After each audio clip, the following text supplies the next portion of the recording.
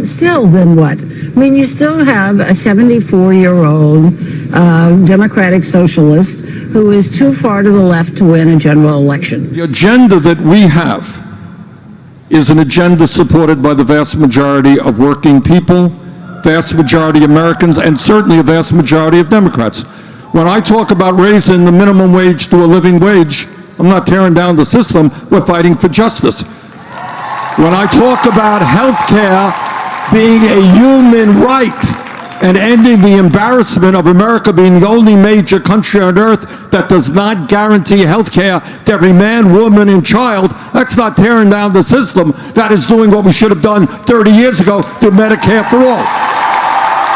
The question is, how is he going to accomplish that, even through reconciliation? So, Senator Sanders pushed for $6 trillion in new spending and shot down a $3.5 trillion price tag that has been floated. He's pressing for a party line infrastructure package topping $3 trillion that includes housing, climate action, of course, childcare, and paid leave, among other new initiatives. In fact, he said that what we're trying to do is transformative. The legislation that the president and I are supporting will go further to improve the lives of working people than any legislation since the 1930s. Now, the fact that Bernie, or anybody for that matter, can call this latest $3.5 trillion infrastructure proposal the most transformational policy proposal in the latest 100 years just goes to show how corrupted and ineffective the United States federal government truly is.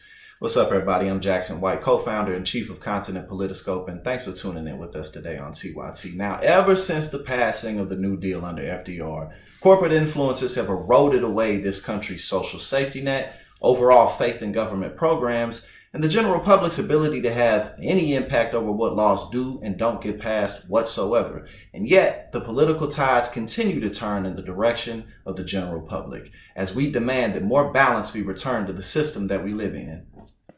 The constant fear tactics pushed by Republicans and centrist Democrats that if we dare raise wages or improve health care and infrastructure in any way, that Joseph Stalin will rise from the dead and take over America, have long fallen flat on the ears of the general public, and this infrastructure package is not sufficient for what America needs. Medicare expansion is included in the Senate Democrats' budget proposal, yet millions of Americans will still lack access to affordable health care. But then again, overall, this is how politics and change usually tends to work, slow and small. Obama warned of the Democratic Party moving too far to the left during a speech before wealthy liberal donors. The issues that we are talking about are in fact supported by the vast majority of the American people. You go out and you ask people, should we make public colleges and universities tuition free? Should we cancel all student debt in this country by imposing a tax on Wall Street? And I think the answer you're getting here is in fact the answer you're getting all over the country. Bernie pushed for $6 trillion, and we ended up with $3.5 trillion for the infrastructure package instead. Had Bernie pushed higher, might we have gotten more?